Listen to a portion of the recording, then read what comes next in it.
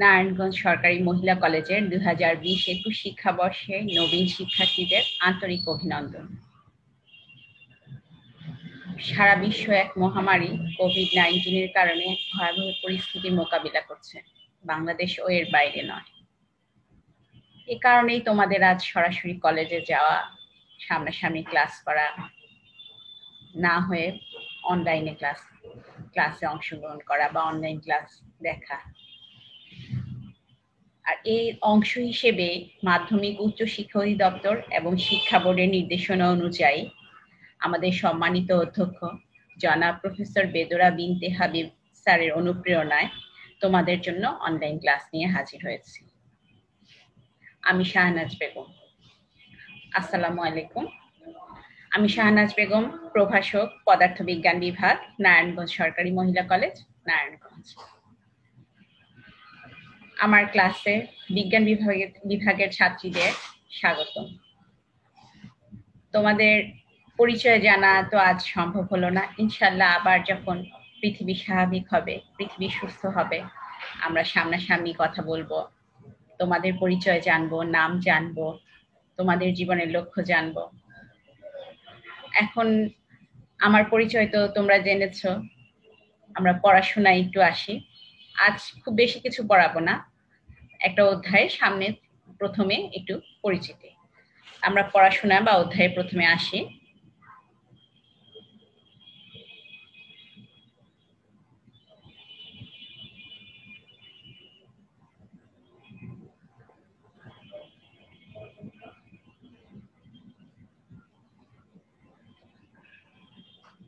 আমি যে অধ্যায়টি পড়াবো সে অধ্যায়ের নাম হলো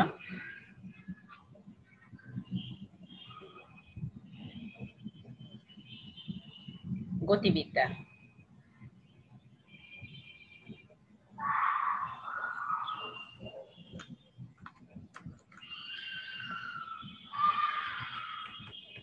যে অধ্যায়টি পড়াবো সে অধ্যায়ের নাম হলো গতিবিদ্যা বা ডায়নামিক্স। তো প্রথমে আমাদের পদার্থবিজ্ঞান প্রথম পত্রের তৃতীয় অধ্যায়। তো প্রথমে আমাদের জানতে হবে আসলে গতিবিদ্যাটা কি। পদার্থবিজ্ঞানের যে শাখায় জড় ও পদার্থের গতি ও বলের ক্রিয়া সম্পর্কে আলোচনা করা হয় তাকে বলে বলবিদ্যা বা মেকানিক্স। পদার্থবিজ্ঞানের প্রাচীন শাখায় অবদান সবচেয়ে বেশি হলো বিজ্ঞানী গ্যালিলিও এবং নিউটনের।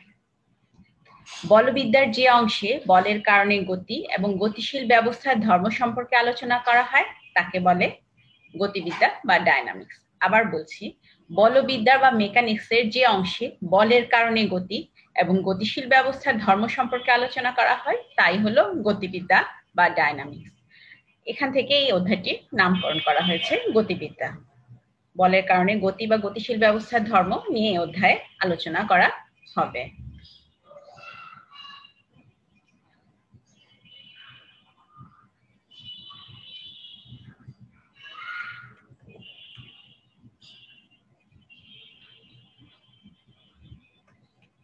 প্রথমে আমি আসি জড় কাঠামো বা ইনার্শিয়াল ফ্রেম নিয়ে।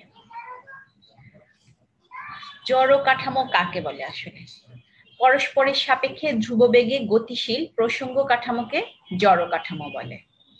তাহলে আমাদের জানতে হবে যে প্রসঙ্গ কাঠামোটা কি। বস্তুর অবস্থান বা গতি বর্ণনার জন্য যে স্থানাঙ্ক ব্যবস্থা গ্রহণ করা হয় তাকে প্রসঙ্গ কাঠামো বলে। অর্থাৎ কোনো বস্তুর অবস্থান অন্য একটি প্রসঙ্গ বস্তুর সাপেক্ষে জানতে হলে ওই প্রসঙ্গ বস্তুর সাথে একটি স্থানাঙ্ক ব্যবস্থা সংযুক্ত আছে ধরে নিতে হয়, একে প্রসঙ্গ কাঠামো বলে। আবার বলছি, বস্তুর অবস্থান বা গতি বর্ণনার জন্য যে স্থানাঙ্ক ব্যবস্থা গ্রহণ করা হয় তাকে প্রসঙ্গ কাঠামো বলে। এবং যে প্রসঙ্গ কাঠামোতে গ্যালিলিও ও নিউটনের বলবিদ্যা বস্তুর জড়তা নীতির উপর নির্ভরশীল তাকে জড় কাঠামো বলে। এটাকে যদি আমরা একটু সহজভাবে বলি, আবার বলছি, পরস্পরের সাপেক্ষে ধ্রুববেগে গতিশীল প্রসঙ্গ কাঠামোকে জড় কাঠামো বলে। এই কাঠামোতে নিউটনের গতির জড়তার সূত্র প্রযোজ্য। আমরা নিউটনের গতি জড়তার সূত্র জানি। জড়তার সূত্র প্রযোজ্য হওয়ার কারণে একে জড় কাঠামো বলে। এরপর প্রসঙ্গ কাঠামো তিন প্রকার বা তিন ধরনের: একমাত্রিক প্রসঙ্গ কাঠামো, দ্বিমাত্রিক প্রসঙ্গ কাঠামো এবং ত্রিমাত্রিক প্রসঙ্গ কাঠামো। একমাত্রিক প্রসঙ্গ কাঠামোতে আসি। যে বস্তুর বিভিন্ন কণার অবস্থান একটি মাত্র স্থানাঙ্ক দ্বারা নির্দেশ করা হয় তাকে একমাত্রিক প্রসঙ্গ কাঠামো বলে। এখানে প্রথম চিত্রটাতে দেখো একটি ও এক্স অক্ষ, ও হচ্ছে মূল বিন্দু বা প্রসঙ্গ বিন্দু, একটি মাত্র স্থানাঙ্ক দ্বারা নির্দেশ করা হয় কণার অবস্থান। এই যে এ বিন্দুটার অবস্থান শুধুমাত্র এক্স দ্বারা নির্দেশ করা হয়, একটি মাত্র স্থানাঙ্ক। এ বিন্দুর অবস্থান মূল বিন্দু বা প্রসঙ্গ বিন্দু থেকে এক্স দূরত্বে, তাই একটি মাত্র স্থানাঙ্ক দিয়ে যখন প্রকাশ করা হলো তখন, বা একটি মাত্র অক্ষ আছে এক্ষেত্রে ও এক্স অক্ষ, সেটা হলো একমাত্রিক প্রসঙ্গ কাঠামো। এরপরে আসি দ্বিমাত্রিক প্রসঙ্গ কাঠামো। দ্বিমাত্রিক প্রসঙ্গ কাঠামোতে দুইটা অক্ষ থাকে, এ হলো মূল বিন্দু বা প্রসঙ্গ বিন্দু, এ হলো ও এক্স অক্ষ এবং এদিকে হলো ও ওয়াই অক্ষ। এখানে লেখা আছে প্রসঙ্গ বিন্দু এবং দুটি অক্ষ নিয়ে ও এক্স এবং ও ওয়াই যে কাঠামো তৈরি হয়েছে তাকে দ্বিমাত্রিক প্রসঙ্গ কাঠামো বলে। এক্ষেত্রে যে কোনো একটা বিন্দুর অবস্থান নির্ণয়ের জন্য দুটি স্থানাঙ্কের প্রয়োজন হয়। এই যে পি বিন্দু, এই কাঠামোর মধ্যে যে কোনো একটা বিন্দু পি, এই পি বিন্দুর অবস্থান নির্ণয়ের জন্য দুটি স্থানাঙ্ক এক্স এবং ওয়াই নেওয়া হয়েছে। কিভাবে? পি বিন্দু পি থেকে ও এক্স অক্ষের উপর পি এম লম্ব টানা হয়েছে, এখান থেকে ও এক্স অক্ষে এক্স দূরত্ব ও এম সমান এক্স, আবার পি বিন্দু থেকে ওয়াই অক্ষে পি এন লম্ব টানা হয়েছে, সেই দূরত্বটা হলো ওয়াই, এই যে এই ওয়াই।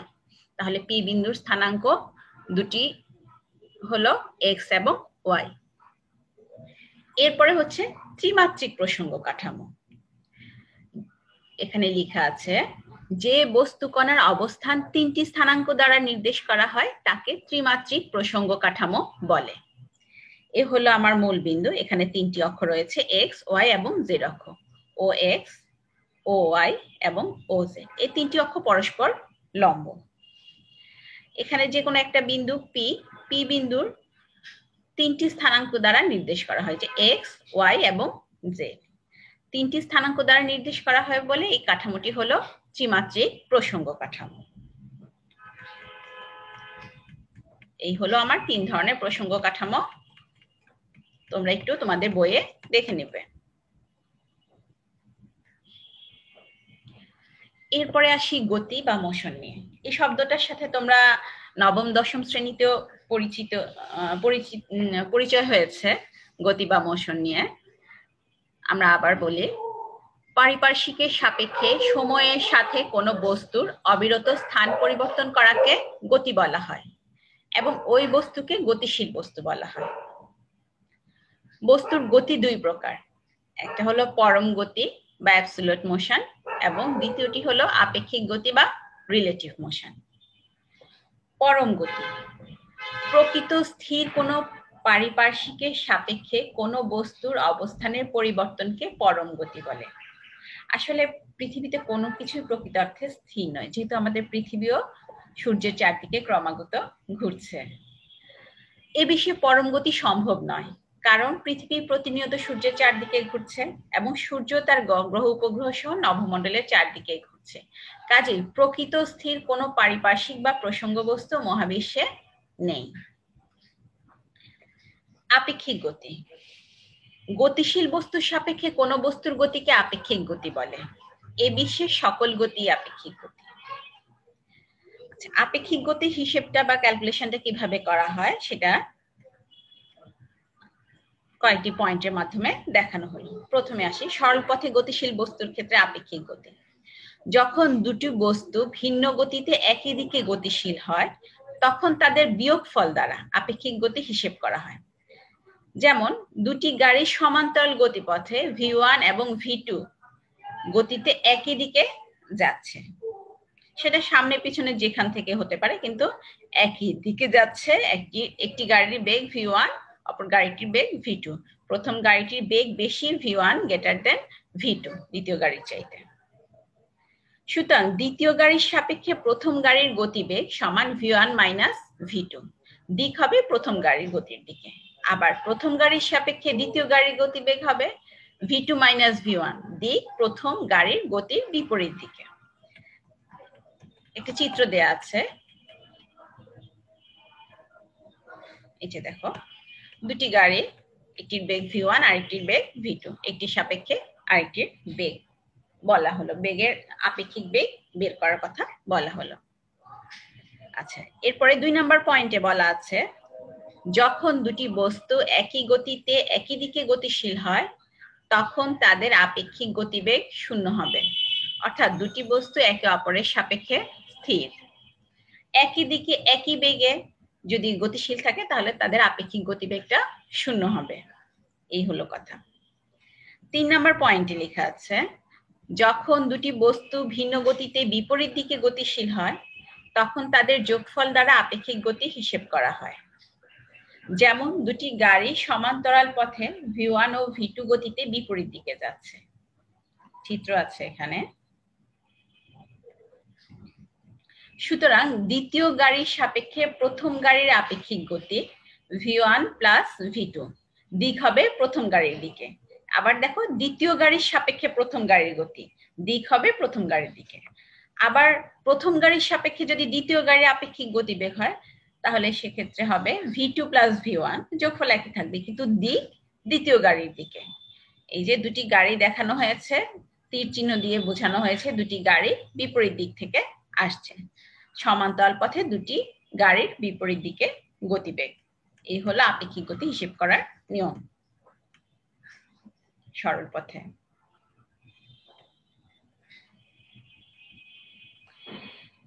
এরপরে আসছি সরণ বা ডিসপ্লেসমেন্ট নিয়ে।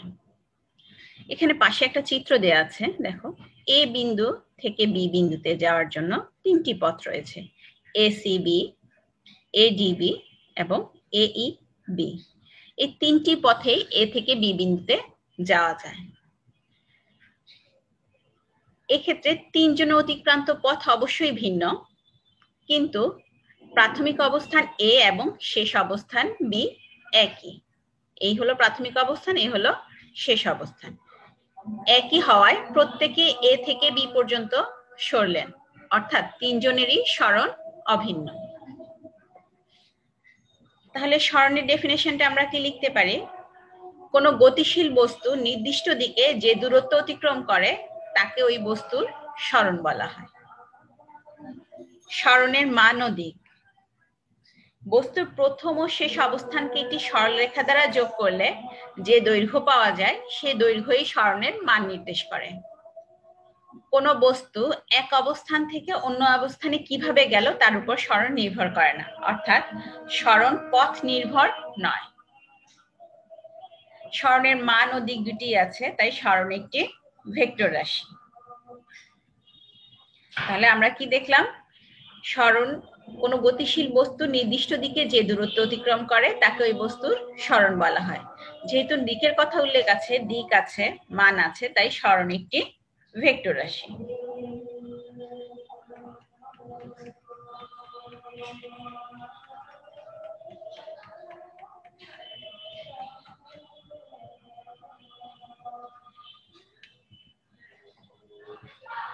এরপর একমাত্রিক, দ্বিমাত্রিক এবং ত্রিমাত্রিক স্থানাঙ্ক ব্যবস্থায় সরণটা চিত্রে দেখানো হলো। এরপর আসি আমরা শূন্য সরণে। কোনো বস্তুর প্রাথমিক এবং শেষ অবস্থান একই হলে তার সরণ শূন্য হয়, অর্থাৎ কোনো ব্যক্তি এক স্থান থেকে যাত্রা শুরু করে কিছু পথ হেঁটে আবার যদি সেই স্থানে ফিরে আসে তবে তার সরণ শূন্য হয়।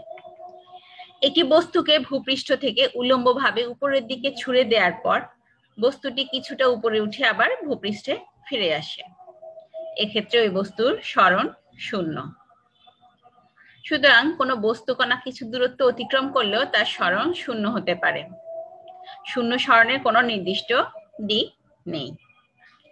সরণের একক ও মাত্রা, দৈর্ঘ্যের এককই সরণের একক মিটার, আর মাত্রা হলো এল।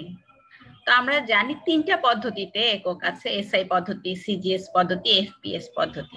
সাধারণত এসআই পদ্ধতিটাই ব্যবহার করা হয় বেশি, মিটার। এসআই পদ্ধতিতে সরণের একক মিটার, সিজিএস পদ্ধতিতে সেন্টিমিটার এবং এফপিএস পদ্ধতিতে ফুট।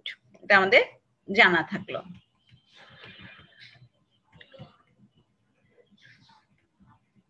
এরপরে আছে দ্রুতি বা স্পিড। কোনো গতিশীল বস্তু একক সময়ে যে দূরত্ব অতিক্রম করে সেটা সরল বা বক্রপথে হতে পারে, তাকে তার দ্রুতি বলে। অর্থাৎ বেগের মান দ্বারা দ্রুতি পরিমাপ করা হয়। ডেফিনেশনে বলতে পারি আমরা, সময়ের সাপেক্ষে কোনো বস্তুর দূরত্ব অতিক্রম করার হারকে দ্রুতি বলে। তো দ্রুতি ভি সমান আমরা লিখতে পারি মোট অতিক্রান্ত পথের দৈর্ঘ্য ডিভাইডেড বাই মোট সময়। দ্রুতির ক্ষেত্রে দিকের কোনো বিষয় নেই, তাই দ্রুতি একটি স্কেলার রাশি, মান আছে কিন্তু দিক নেই।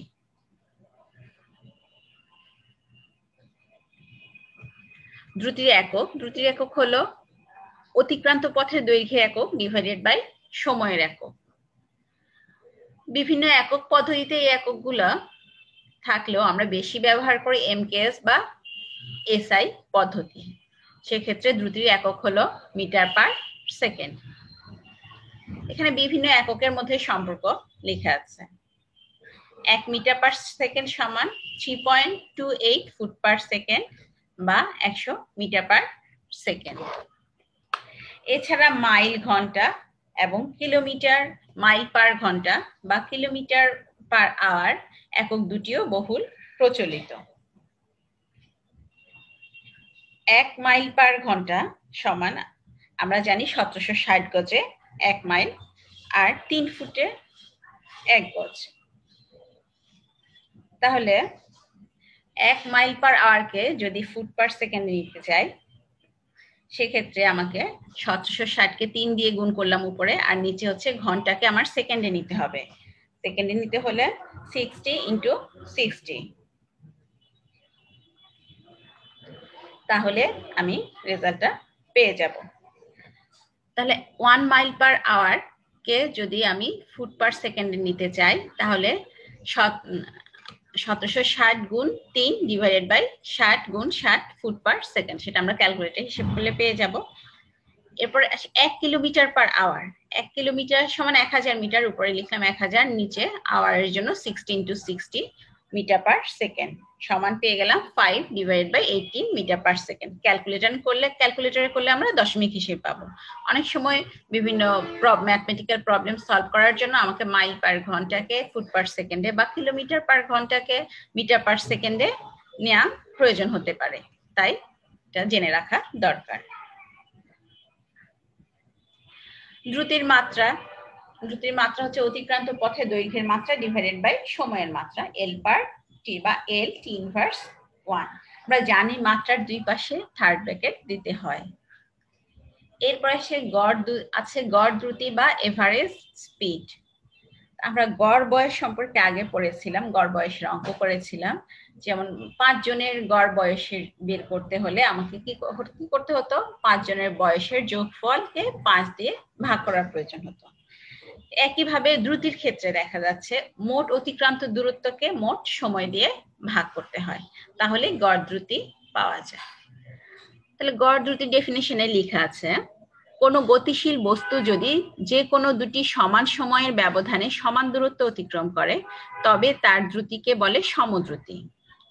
আর যদি কোনো বস্তু সমান সময়ের ব্যবধানে বিভিন্ন দূরত্ব অতিক্রম করে, তবে তার দ্রুতিকে বলে অসমদ্রুতি। অসমদ্রুতির ক্ষেত্রে গড় দ্রুতি নির্ণয় করা যেতে পারে। মনে করি কোনো বস্তু t1 সময়ে s1 দূরত্ব, পরে t2 সময়ে s2 দূরত্ব এবং শেষ t3 সময়ে s3 দূরত্ব অতিক্রম করলো।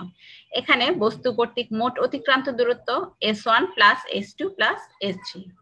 মোট সময় এখানে t1 plus t2 plus t3।